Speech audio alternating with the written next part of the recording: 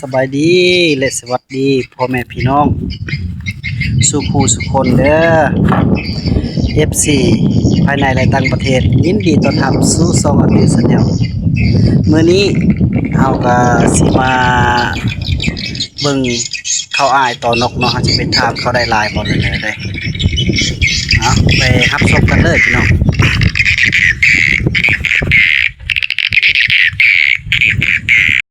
ยังครับพี่น้องไปสิครับ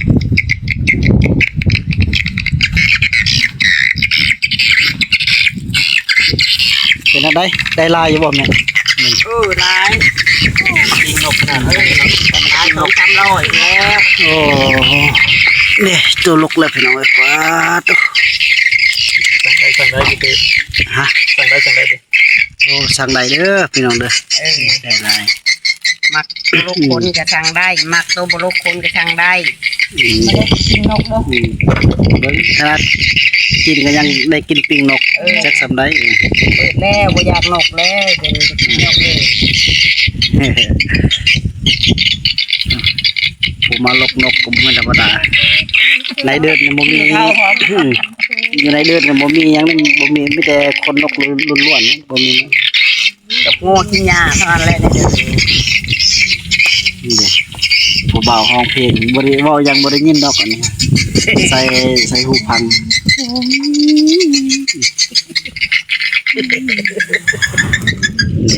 นกกระบินเว้ยตายอยู่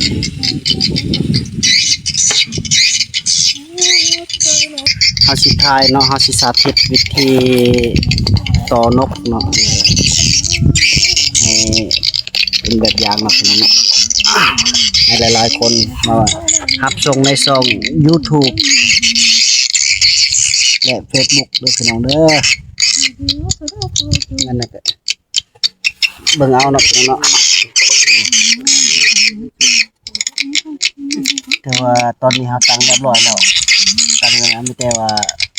เบิ่งวิธีนกเขาเฮาดึงในใดเนาะ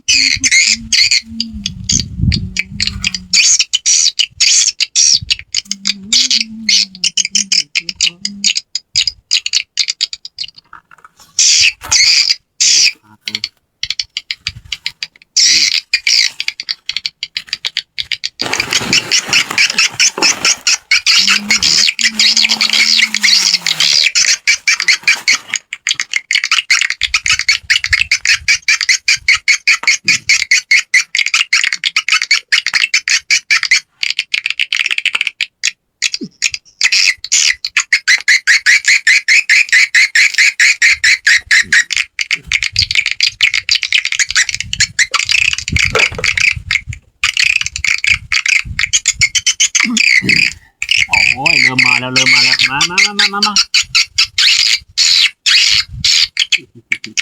ห้องเค้กอีกเลย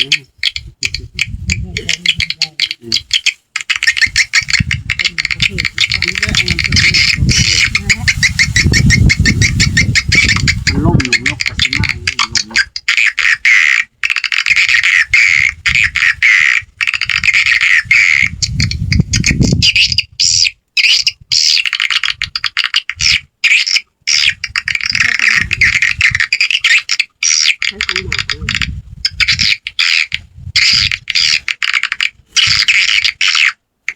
นี่เรียกคนนกมันจะคือนกคุ้มนกนามันจะคือแบบคนมันจะคือคนไก่เลยนะ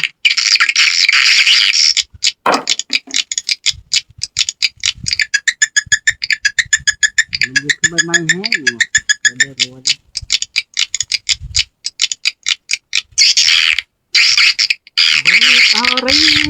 นางหวนส่งเชิญอย่ารอช้า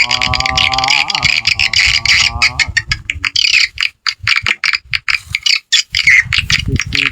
วัดว่าเล่นไทยต้องความเสียใจที่มอบให้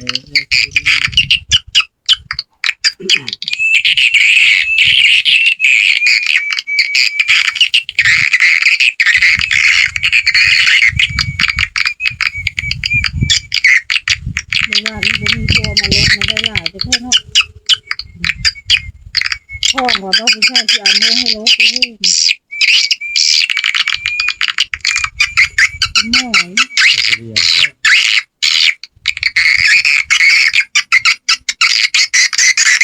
รับสีแดงที่มอบแก่คุณเพื่อเป็นใบอุ่นเบื่อยาม น่ะลดของเราดำมันหนักไปให้140ไปก็คิดใจเบาเบา ลดให้มันเป็น100นี่แล้วก็ ยามคุณเศร้ามาคงคนข้า เอาล่ะ พ่อแล้วก็พ่อตัวเองให้ได้เข้าไปเย็นไว้ก่อนเป็นมาเป็นลดขายได้ ที่น้องจำน้องเจอใส่ก็ถือดอกไม้มาหาที่ยังคิดมันสั่งน้องกันเสียหัวมันตัดมันตัดทิ้งเลยน้ำจำได้เหลือว่าลืมแล้วบอกตาเธอเด้อคิดก็วันนั้นเนี่ยเคยมาเจอที่หมอ มีนักห้องมา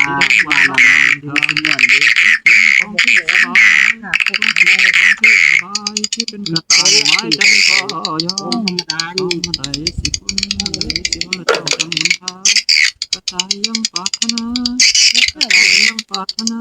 วันไหนจันทราจะหล่นลงเพื่อนไม่สิ้นทีขอคอยต่อไปแม้มันจะไม่สิ้นความหมายโอลาแกงเจ้าเอ๋ยขอเจ้าจงฟังวันไหนเขาสั่งเจ้าจงเขียนมาขึ้นมาบ้านเมืองสั่งถึงเจ้าคนมาเจ้าขึ้นยาวยาวพ่อคนทรงเดิน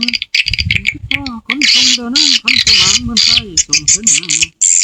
ส่งขึ้นมา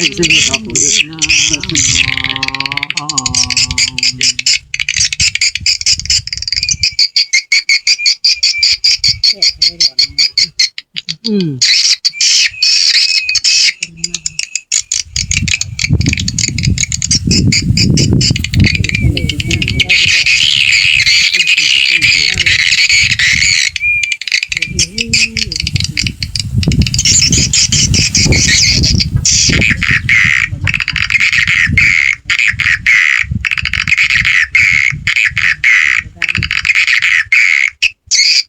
เป็นผลมาเนี่ยมีอาการแล้วเป็น ตัวน่ะมันปุ๊บอาหารมันกินก็ นี่น้ำเนี่ยตื้อของคนจีนนะ เรากินกาแฟ จะความมาบ่ถึง มีต้นไม้เลย มันพูดอยู่สักว่าอยู่ นี่ละวันทองเอ้ยคนลืมเลยลืมทิ้งคนแขนผัวเก่าเจ้าคนนี้ไม่ซ้อนถึงอายผู้หำมอนคนนี้ผู้สระเดอไม่ซ้อนไม่ซ้อนเรื่องที่เขาเคยกินเขาอยู่ที่ไหนจังมองบ่เห็น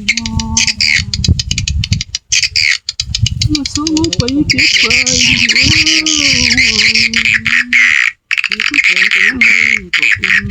เอาน้องเป็นใจเขาไ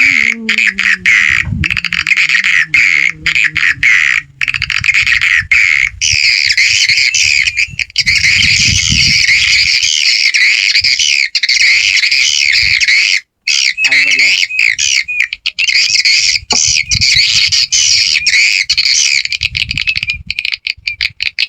มันจะเคียงไงมันจะเคียงกันมันเป็นห้อง แม่น้องสาวผู้สาวคำนางคำนางคำนางเห็นหน้าแล้วก็เห็นทาง พอแล้วห้อง พาไป อย่างมันสำคัญเลย ทำไมก็เกิดขึ้นจึงรักไม่ถึงให้รักเขา เราหาครับหัวดังยกมาหลายพวกเลย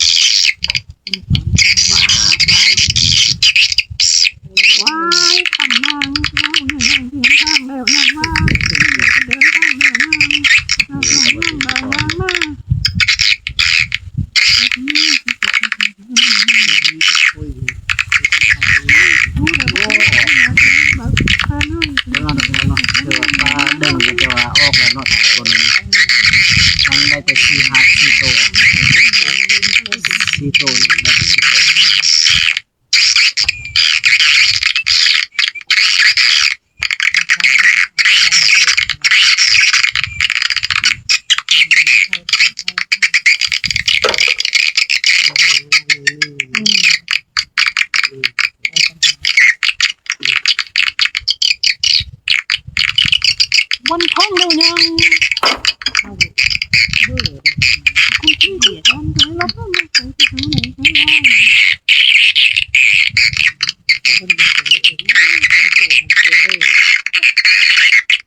คนเก่าเคยมีเธอจะไปมีรักดีเธอจะมีเวรกรรม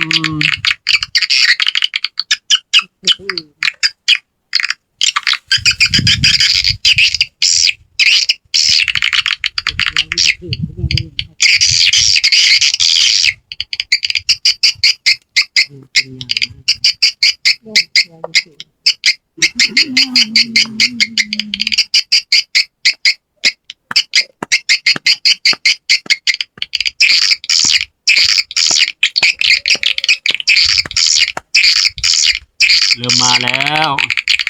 เจ้าห้องเพลง มาชื่อป๊บเจ้าห้องเพลงชื่อป๊บ โอเคจะโน้ตอะไรกันโอเค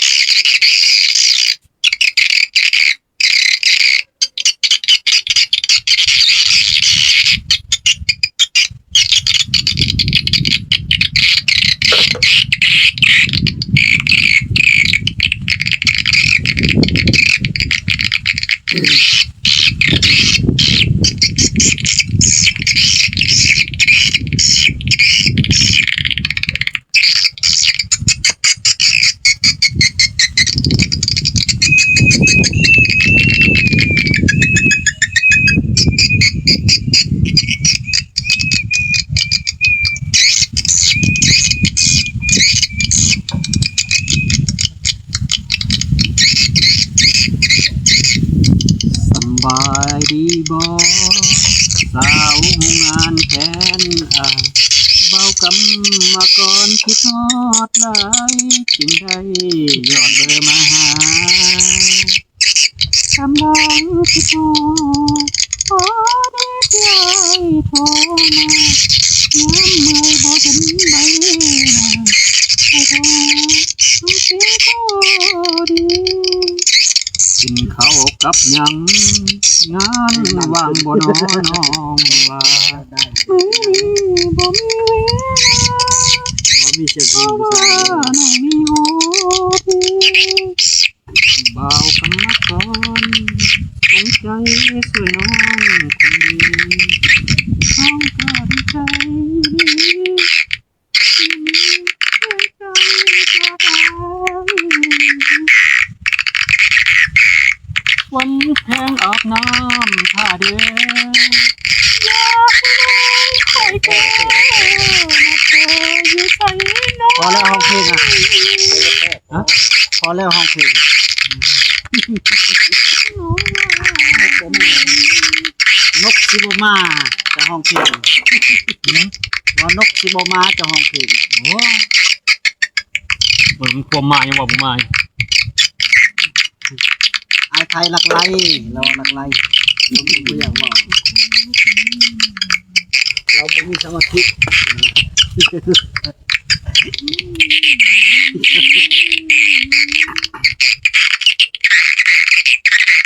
ลุกสิลุกมันกำลังมาป่ะนี่นะเนี่ยเฮ็ดเองมันยาก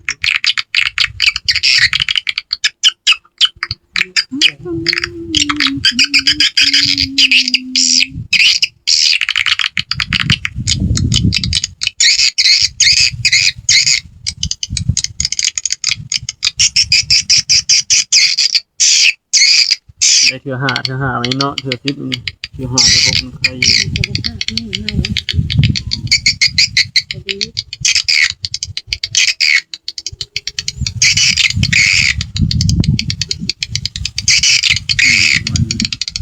เก่าเดี๋ยวนี้แต่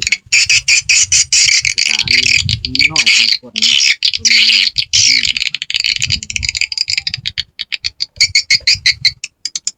ยังรับราชการอยู่เป็น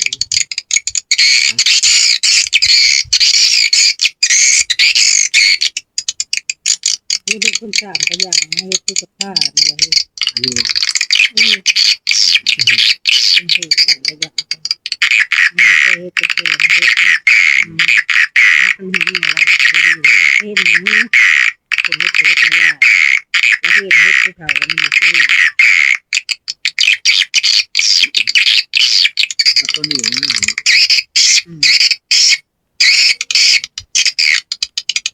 ก็ส่งให้เบิ่งเห็นว่าจะสอบจะส่งให้เราแล้ว เป็นแบบเลือกเห็ดไม่เป็นนะ ทำบุฟเฟ่ต์มาแล้ว เราเราเสียอยู่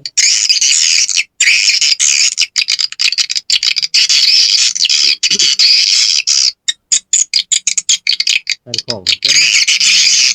ของที่ไรที่เลือกอะไรแล้วเรา การ เค แบบ ย ของ เคย แล้วแต่ว่า เราหากัน การ มา เงิ เห็ น ด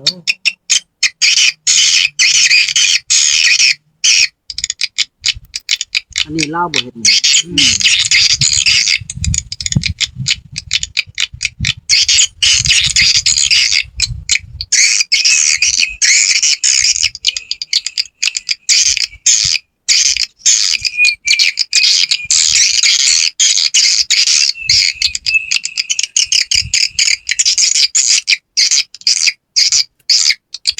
นี่นะ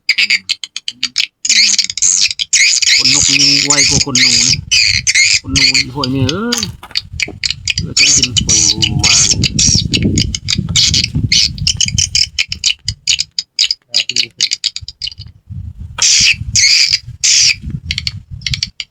มาบ้านมันเป็น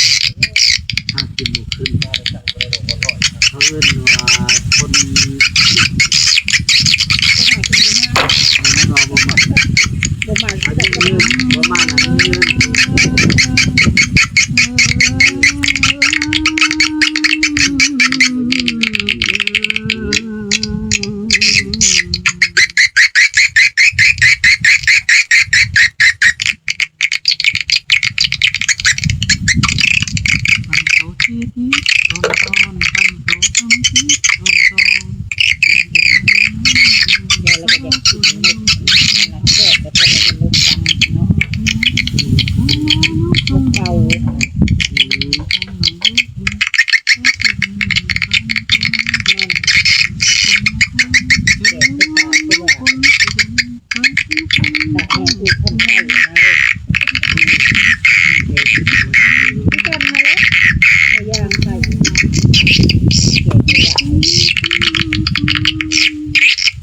บ่มีบ่นาวันเดือนที่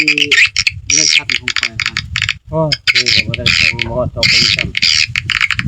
ถ้าได้ก็ว่าจะตีเป็น10เลยจะเป็นหอดพอตีเป็นหอดก็3 ปี แค่ปีไป ต้องทำป้ายอยู่ใช้เดือนยังก่อน อันนี้ก็ได้เจ็บ ท่านหอดเป็น10จะไม่ได้เป็น10 ก็ยังก็หัวหน้าว่านาประมาณยังอีก4 เดือน 5 เดือนก็ส่งได้ อีก4 5 เดือนบ่ทันเต็ม3 ปีจะเขาก็ได้2 ปีบ่ทันเต็มสัก2 ปีกัน3 ปีมันเต็มเข้าใจประมาณ4กันเดือน1แม่นไอ้กันเดือน10ปล่อยเบิ่งเมื่อวาน เดี๋ยวบ่ได้ส่งคำส่งน่ะ ส่งเขาก็ตัดออก ยามัน บ่กำหนด เขาได้กำลังกินยังว่ากับปีหน้าให้ได้นะ2027จะให้ได้หนูนี่ กูแล้วเดือน1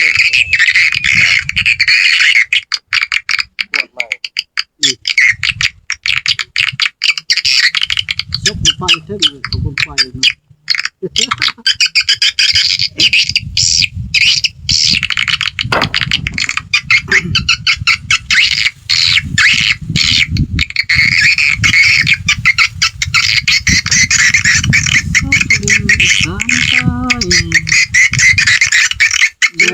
นึงปี2027นี่บ่ 12มาแล้วกำหนด ไม่ได้2 ปีเด้ 2 เดือนต้องเดือนเอา1 ปีออกใหม่นะต้องงวดตัว1 ปีคอยคิดว่า2 ปีเลยได้นี่2 ปีปลายเลยเท่าไหร่บ่รู้2004 2006แล้วไล่เอาแต่ปีมันสิชื่อเจ้าบ่ได้ไล่เดือนนำ 2004เฮา2006มันก็แต่2 ปีเจ้าได้เดือน10นะฮะก็เดือน7มันก็เต็ม2 ปียังบ่ฮอดแต่ไล่ได้ถึงฮอด2 ปีไล่เบิ่งเดือน10 2024จะได้เอามันก็เดือน10 2025เต็ม1 ปี 1 ปี ครับก็เดือน10 2026จะเต็ม2 ปีอันนี้ก็เดือน7ยัง3 เดือนจะเต็ม2 ปีพุ่นต้องอีกเดือน1 เดือน2มันจะเต็มจังฮอด5 เดือน2 ปี 5 เดือน 6 เดือน2027ขึ้นเพิ่งจ้ะ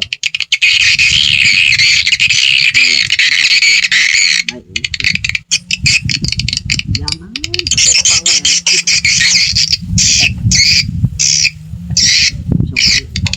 แน่ใส่2027ให้มันได้ประมาณแต่ว่าเดือน10 2027ก็ตัดในทุ่มอ้ายนี่แหละตัด4 คนรวมวันอะไรกันเมืองอะไรกันต่างๆพนักงานนั่นแหละกันเมือง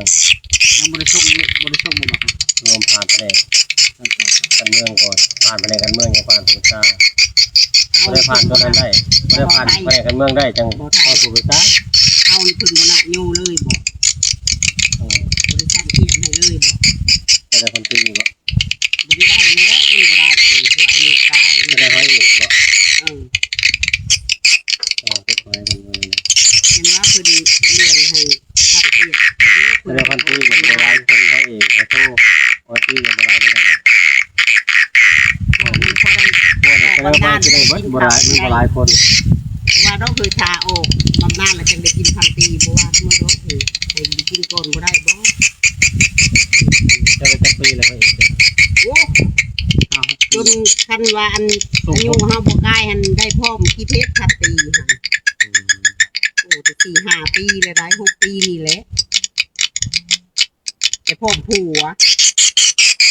สันเทียบได้เป็นหยัง น่าจะว่า ลองนำเสนอเบิ่งดูไทยเจ้าอยู่ในระบบภายใน เทียบมันบ่มีเป็น อยู่ในคะแนน จะอยู่ในคดี ลองเขาลงดู จึงข้ามเขาบำนาญนี่เนาะพอได้กิน มันเว้าเรื่องผู้ใหญ่กับผู้ใหญ่ไปเลยอันนี้เลยประสานกัน กฎหมายก็ออกมาอายุการบ่ได้ง่ายๆเนาะครับบ่เป็นผู้พันถึงผ่านสภาอยู่ผู้คนผ่านอยู่แผนกแล้วว่าต้องมาผ่านอยู่ก็ห้อยผ่านก็ห้อยแล้วก็มาผ่านแผนกผ่านแผนกก็มาผ่านคณะภาคค้านี่ก็ฮอดของคนผ่านสภาของคนนี่ก็ฮอดกรมจังเลยครับบ่ได้ง่าย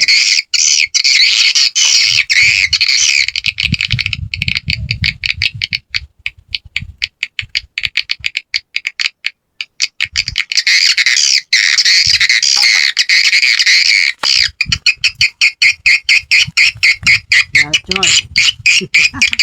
บ่ได้ถูกไอ้ตัด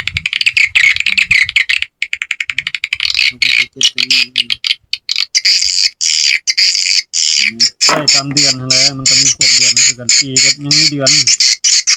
มีจักเดือนต้อง2 เดือนมา3 เดือนแบบนั้นถ้า2 เดือน 3 เดือนนี่เขาก็ให้ส่งได้รู้แล้วมันยัง2 3 เดือนคือหมู่พวกว่ากับเฮาแหละ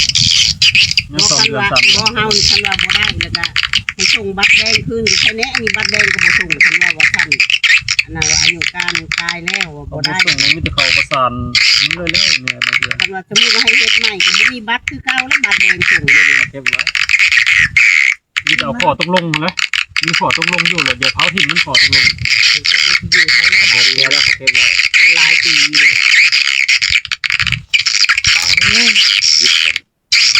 เขาประสานกับผู้ใหญ่เขาเบิ้งขึ้นไปก็ไปหาแต่ละคะแนนเบิ้งแล้วนำกันไปลงเบิ้งตำรวจมันสิให้เฮ็ดได้รอถ่ายกินแบบนานเลยบ่ว่าสินะ เฮานี่บ่จักทางไปบ่เคยว่าบ่เคยนั่นไปเชื่อแล้วมันบ่จักบ่เลย คะแนนได้เดี๋ยวนี้คะแนนนายอภิวรณ์บ่ ไปพัวพันเราไม่บางรู้มันจะให้เนี่ยใดแล้วก็พัวพันกับเราขึ้นไปเรื่อยๆไหมมันเป็นคนอยู่ได้ก็จะได้เป็นไปบ่ได้มีแต่ว่ามันนั่นจะให้ครับแบบรอถ่าแบบนั้น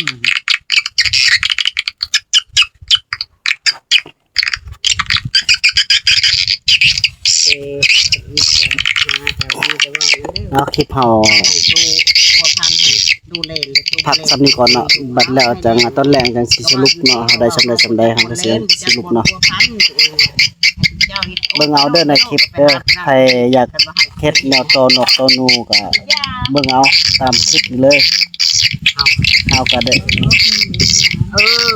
เฮาเว้าก็ใครก็บ่เชื่อเนาะว่ามันลำบากสำใดมันยากสำใดมันง่ายบ่ก็เบิ่งตามนี้เด้อใครสนใจทักมานะ